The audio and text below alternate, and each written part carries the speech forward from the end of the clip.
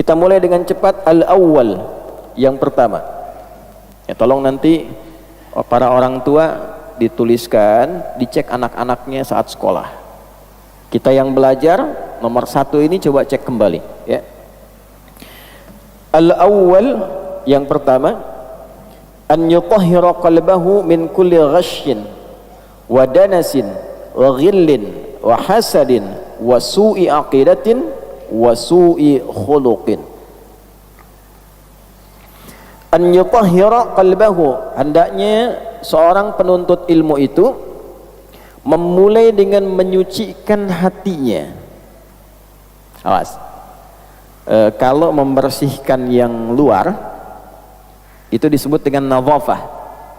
Nadhafa yunadhifu, membersihkan yang luar. Misal, cuci baju ini supaya bersih.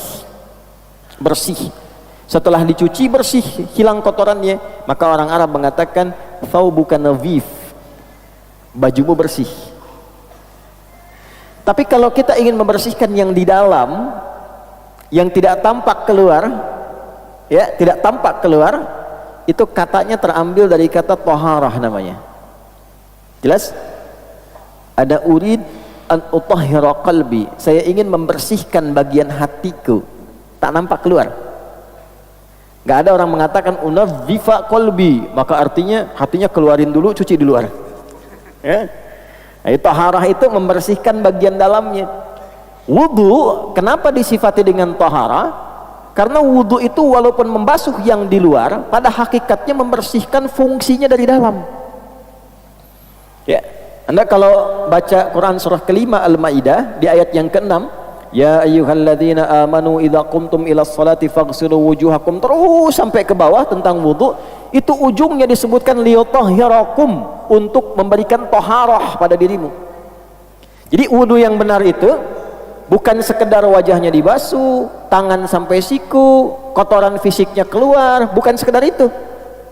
Kalau Anda baca hadis Muslim, di hadis Muslim Nabi menegaskan, bersamaan dengan Anda membasuh organ tubuh dalam wudu itu, dengan jatuhnya air membawa kotoran fisik, jatuh pula dosa-dosa keburukan yang melekat pada organ tubuh itu. Itulah wudu. Karena itu disebut juga dengan taharah, bima'nal husnu, sesuatu yang baik yang melahirkan ibadah. Jadi ketika membasuh wajah, bukan sekedar wajah yang dibasuh, fungsi yang melekat pada wajah ini berubah menjadi lebih baik, yang kotornya hilang. Di wajah kan ada mata, di wajah ada lisan, di wajah ada hidung. Jadi kalau orang wudunya benar, itu bukan sekedar raf'al hadathi, menghilangkan yang kotor di wajah, bukan, tapi juga raf'adz dzambi wadzunubi, menghilangkan kotoran dosa, noda-noda yang tak tampak di lisan, di mata, di hidung.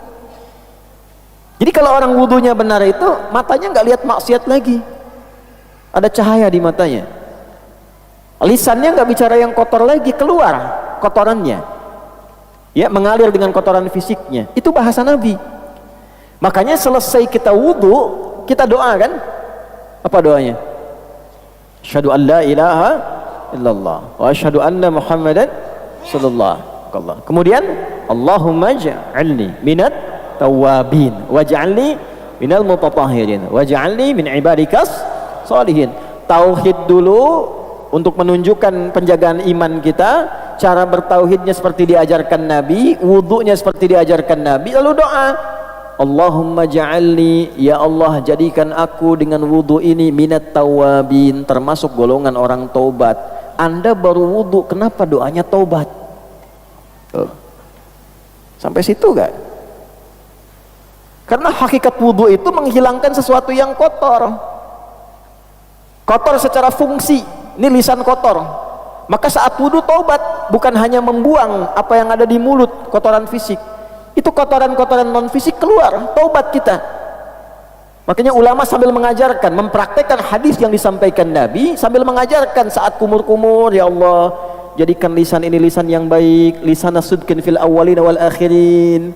Di hati kita sampaikan itu, minta wajahnya wajah yang baik, tangannya mengerjakan yang baik-baik. Kemarin saya sampaikan di Jakarta, kenapa di ayat Quran itu tangan disebutkan sampai ke siku. wa aydiyakum ilal marafiq, wa aydiyakum tanganmu sampai siku, ila di situ lidilalati ala nihayah, menunjukkan ke ujung, awal ke ujung, basuh dari sini ke sini. Kalau anda basuh dari sini ke sini pun sah wudunya, tapi dari segi mana afdolnya dari sini ke sini. Untuk menunjukkan apa? Untuk menunjukkan bahwa organ tangan yang biasa digunakan oleh manusia dan seringkali berbuat salah dengan organ itu, ini dari sini sini. Anda bikin status di Instagram kan pakai ini, bukan pakai ini. Huh? Ya kan? Nah, sampai ke situ memahaminya. Ya. Karena kajian saya disertasi itu yang terakhir itu menganalisis bahasa Al-Quran 30 juz, dari tafsir 30 juz. Nah, itu indah sekali ya. Nah, semuanya keterkaitan. Jadi begitu selesai kita berwudu, kita bertobat. Makanya orang yang benar wudunya pasti terjaga dari maksiat. Kenapa Nabi SAW mengatakan jaga wudu, jaga wudu, jaga wudu? Intinya dengan wudu yang benar itu menjaga kita dari maksiat. Latihan awalnya nahan batal, ya kan? Ditahan supaya nggak batal. Lama-lama terbiasa. Dan itu ketika dibawa pulang ke akhirat langsung ditandai oleh Allah.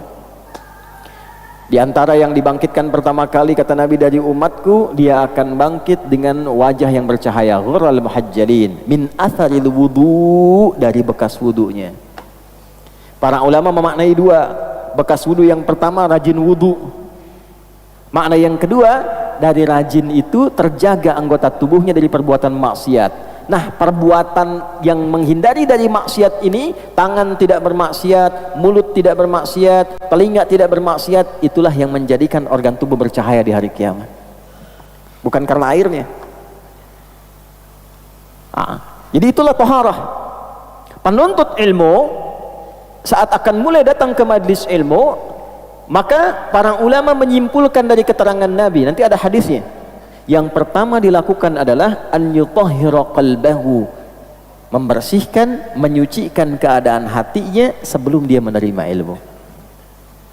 Ya, saya ambil beberapa referensi. Yang pertama saya ambil nasihat Imam Waqi dulu kepada Imam Asy-Syafi'i dari kalangan salaf yang terdahulu, tersambung nanti ke tabi'in, ke sahabat dan seterusnya. Kata Imam Asy-Syafi'i rahimahullahu ta'ala, syakautu waqi'an an su'i hifzi. Saya pernah konsultasi kepada Imam Waqi guruku tentang kurang bagusnya hafalanku. Kira-kira kalau Imam Syafi'i kurang bagus hafalannya sebagaimana ya? Mungkin titik beda sedikit dengan koma mungkin ya? Ya. Itu disebut masih kurang bagus. Karena di ilmu hadis itu kan Imam Syafi'i itu ahli hadis juga. Imam dalam fikih, imam juga dalam tafsir, imam dalam hadis. Mujtahid mutlak. Kalau mujtahid mutlak itu sudah nggak usah ditanya itu. Quran, tafsir, hadis, fikih, usul fikih dan sebagainya. Ya, di ilmu hadis itu kalau ada lupa sedikit aja, nanti turun kualitasnya. Ya, itu nanti tanda yang kedua dari 5 syarat hadis sahih. Mattasala isnaduhu binaqlil adlid dhabiti anil adlid dhabiti min ghairi syudzudin wala illatin qadihah. Syarat hadis sahih itu 5. Muttasil sanadnya, bersambung sampai ke Nabi sallallahu alaihi wasallam. Nah, orang-orang yang bersambung itu diteliti lagi. Satu, punya sifat adil enggak? Yang kedua, dhabit enggak? Dhabit itu kuat hafalan sehingga kalau ditanya enggak robah-robah. Ditanya sekarang, 5 menit kemudian, besok, 2 bulan kemudian, jawabannya masih konsisten sama. Beda sedikit saja, turun kualitas dari sahih jadi hasan. Hasan pertama kali diperkenalkan oleh Imam At-Tirmidzi karena perbedaan tingkat hafalan. Kata Imam Asy-Syafi'i, syakautu waqi'an, aku mengadukan kepada guruku Imam Waqi an su'i hifzi, akan kurang bagusnya hafalanku. Fanasahani an atrukal ma'asi, bima makna, maka beliau menasihati aku agar berusaha terus meninggalkan maksiat. Maksiat itu kan lawannya taat. Ya, kalimatnya belum selesai. Faqala, maka beliau berkata, al ilmu nurun wa nurullahi la yunzalu ilal 'asi. Ilmu itu cahaya, dan cahaya Allah tidak akan ditanamkan pada hati-hati yang berisi perbuatan maksiat.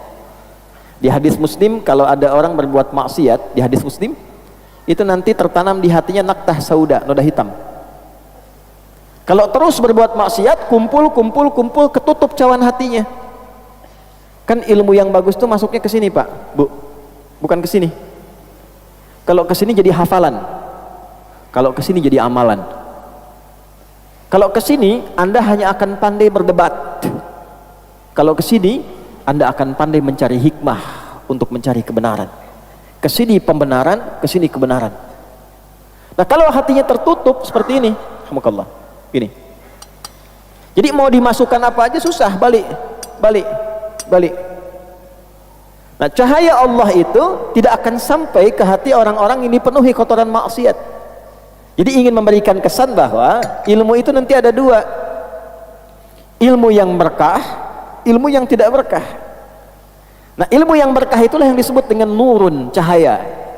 Ya, Allah nurun alan nur, cahaya di atas cahaya. Artinya apa? Pemberi semua sinar segala kebaikan. Jadi kalau orang-orang yang hatinya bersih, hatinya baik, ilmunya sampai ke dalam qalbunya.